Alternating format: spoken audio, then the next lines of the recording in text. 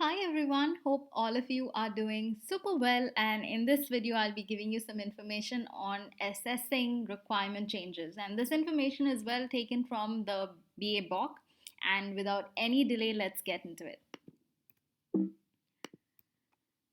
So, what is the purpose and need for assessing requirement changes? So, you need to do this assessment in order to evaluate the implications of the proposed changes to the requirements and designs. So, every change would have some amount of implication, and we would want to assess and evaluate how much does this implication these implications have on the existing designs and the requirements.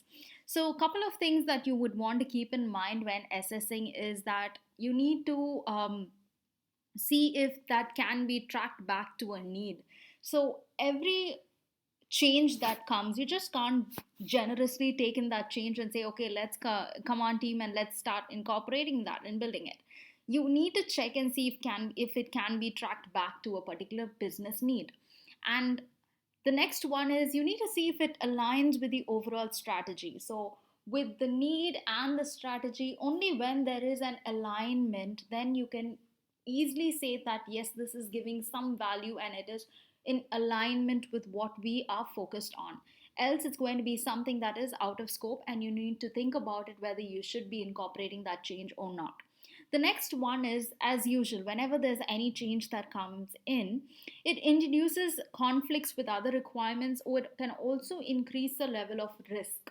Okay, so you need to be very cautious about what are all the other requirements that could be impacted by this new change coming in. And the next one is you need to check what are the effects or how does it affect the value that is being delivered to the business or the stakeholder groups. Okay, so it could have an effect, it could create an impact, it could create penalties, it could have any such kind of consequences. So we need to be very cautious and see that what are the impacts to the value, the very value. Once it gets diluted and it gets too much mixed up with irrelevant requirements, then there's total confusion that happens. So you need to be very careful on that side. Another one is understanding the impacts, the time to delivery. Okay, how does this change impact the time to delivery or the resources that is required to deliver the value? So let's say you are on a track of implementing some set of features or an initiative or some change. But when this new change comes in, how is it going to impact the time to delivery of your existing initiatives or the existing things that you are focusing on, or the resources that is required to deliver the value? These resources can be any type of resources. It could be human resources. That is, when I say human, it's the people working on the project. It could be other project resources as well. And the next thing is you need to check and see how does this change alter any risks or opportunities or constraints which are associated with the overall initiative. So by keeping in mind all these set of checkpoints, you would be able to understand and assess the amount of implications a new change brings into place. So from the BABOK guide, there's this flow diagram. So whenever you want to perform some assessment on the requirement changes, as an input, you need to understand what are your existing requirements, what are the existing designs, and you also need information about what is the proposed change. And along with certain guidelines and tools, you would be able to check and see how does this proposed change impact or affects the existing requirements and the designs. By this, you would be able to assess the requirement changes, and then as an output, you'd be able to produce the requirements change assessment, what you have done, as well as you'd be able to understand the designs change assessment. So there would might be some impacts on requirements, and there could be changes on designs, which are split up into two. So a couple of guidelines and tools that you can use in order to do this assessment is, one is the change strategy. You should be able to understand and also know and keep in mind what is the change strategy, how does this change occur, what are the procedures for applying for a change. This needs to be in place. The next one is domain knowledge. You need to have enough domain knowledge to be able to understand and assess that change that is being proposed. Next one is governance approach. You need to have a governance approach, and I've taken a video on how do you plan for a governance approach. So when a change comes in, that change needs to go through certain approvals. Stakeholders need to approve that. So all that happens in governance, which is what I've covered. So if you haven't gone through it, you can click on the link that I provide in the description box. The next one is legal and regulatory information.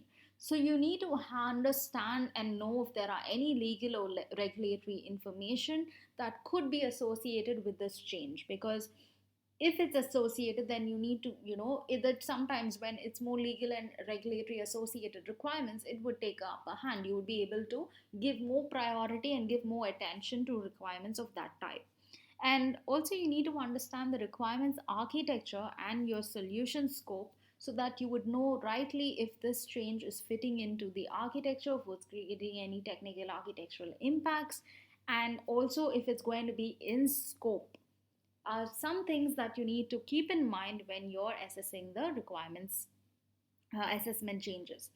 So when doing this assessment, there is some amount of formality that needs to be, kept in place. So let's say we have two, as we all know, there are two approaches to any project, which is predictive and adaptive. So again, if you don't know what predictive and adaptive is, I've taken video on that, and I'll also add the link in the description box. So generally, business analysts will have to determine the formality of the assessment process based on what is the information that is available at that time, and what is the apparent importance of that change, and the governance process. So keeping in mind all these three factors, we would be able to be, and we need to determine the formality of the assessment process. So with that information, so generally if you have a predictive approach, then it includes like the assessment, which is more of a formal change. Okay, the formal change is more of assessment is done in a more formal way because of the predictive approach. This is the reason why is because in predictive approach, it's more like a waterfall one. So in waterfall, every phase needs to be completed and it moves on to the next phase. So if you see, like when a requirement goes into, let's say, the deployment or testing phase, and then there's a change that comes in, imagine how much of rework has to happen. So the impact analysis and this assessment that is done needs to be very detailed and formal enough, so that it provides information to other people to understand the amount of impact and implications it has. So as I said, the changes can potentially generate a substantial rework of tasks, activities completed within the previous activities. So this is about the predictive approach. But when you're working in adaptive approach, which is more of an agile and iterative way of working, it may require a very less formality in the assessment of the proposed changes. Why is it so? Because the iterative approach, this entire adaptive approach, when it works in increments and iterations, the main objective of it is it tries to minimize the impact of changes by utilizing the iterative and incremental implementation. So there doesn't need to be much of a formal assessment that happens, because most of the time the risks are very minimal. But however, if required, then you can go with a more formal approach and the assessment. A next thing to keep in mind is impact analysis.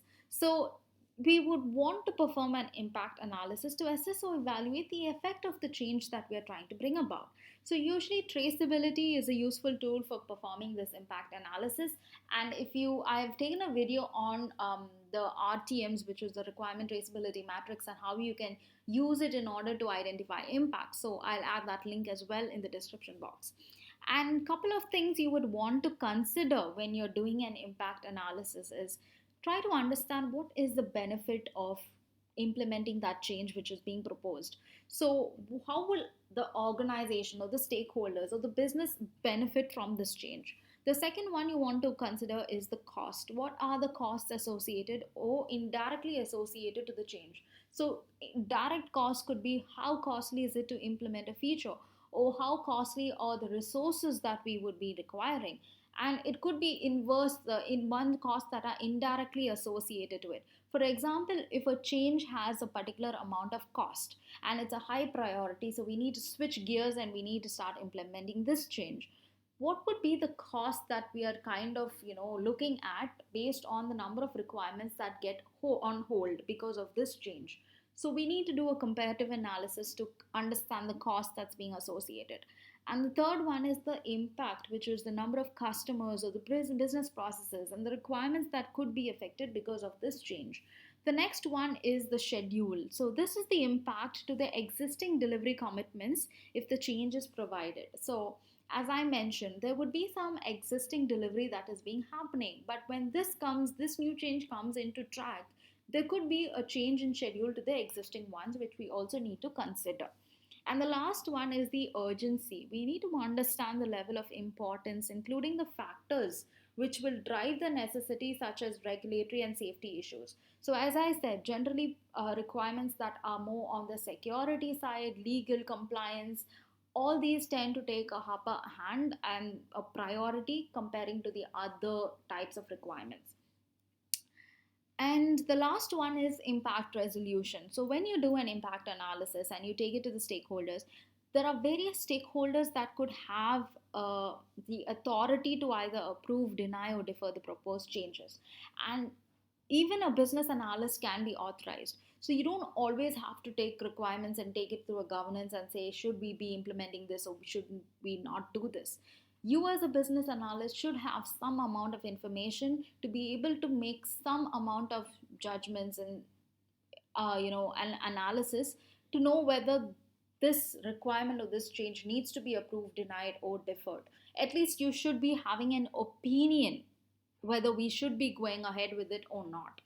The next point is all impacts and resolutions resulting from the change analysis are to be documented and communicated to all stakeholders. So you just can't leave it like half gear wise. You need to kind of, you did this whole analysis and there was some discussions happening around it. And let's say that the stakeholders decided not to go ahead with the change. You just can't leave it over there and just say, okay, we are done with this and the meeting's over, and you just leave it over there.